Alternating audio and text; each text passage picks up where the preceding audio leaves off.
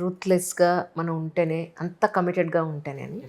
So ఇప్పుడు ఆస్పిరెంట్స్కి group 1 అయినా UPSC అయినా కూడా ఆస్పిరెంట్స్ అందరికీ బ్లంట్గా ఇవి మీరు ఫాలో అవ్వకపోతే అచీవ్ చేయడం అంత ఈజీ కాదు అని మీరు చెప్పాలనుకున్న పాయింట్స్, కొన్ని important points, rules and regulations అంటే మీరేం చెప్తారు? ఫస్ట్ స్టార్టింగ్ బేసిక్ ఏంటంటే సిలబస్.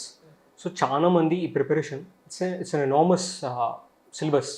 సో చాలామంది డైవర్ట్ అయిపోతారు. అసలు వాళ్ళకి ప్రాపర్గా సిలబస్ ఎట్లా మ్యాప్ చేయడం అనేది తెలియదు. అందులో మీకు చేయాల్సింది ఏంటంటే ఏ సబ్జెక్ట్లో ఏమేమి టాపిక్స్ ఉన్నాయి, అసలు ఆ టాపిక్స్ రిలేటెడ్ మనం చదివేది. ఎందుకంటే కోచింగ్ సెంటర్స్లో కానీ లైక్ బయటలో కానీ ముఖ్యంగా స్టేషనరీ షాప్స్లో చాలా మిస్టేక్ జరుగుతుంది. సో ఒక హండ్రెడ్స్ ఆఫ్ మెటీరియల్స్ ఇస్తారు. సో ఇది ఒక ఓవర్లోడ్ బర్డెన్ అయిపోతుంది. దీన్ని ఏమంటారంటే ఇన్ఫర్మేషన్ పారాడాక్స్ అంటారు. చాలా ఇన్ఫర్మేషన్ ఉన్నప్పుడు మనకి ఏది చదవాలనేది అసలు తెలియదు. సో ఫస్ట్ థింగ్ ఏంటంటే సిలబస్ తీసుకోండి. మీకు కంప్లీట్ అనాలిసిస్ ఉండాలి. ఏ దాంట్లో ఏ టాపిక్ ఉంది, ఏ దాంట్లో ఏముంది అని. సో దానికి డెడికేటెడ్గా మనకి ఏ రిసోర్సెస్ వాడాలి, ఏ ఇదిగా వెళ్ళాలి. సో అక్కడ మీరు చేసి ఇండివిజువల్ చేయొచ్చు study. If possible Vishnu sir లాంటి వాళ్ళు చాలా హెల్ప్ చేస్తారు. సో అట్లా మీరు మ్యాప్ చేసుకోండి. So first thing syllabus idea ఉండాలి. 2 కన్సైజ్ అమౌంట్ ఆఫ్ రిసోర్సెస్.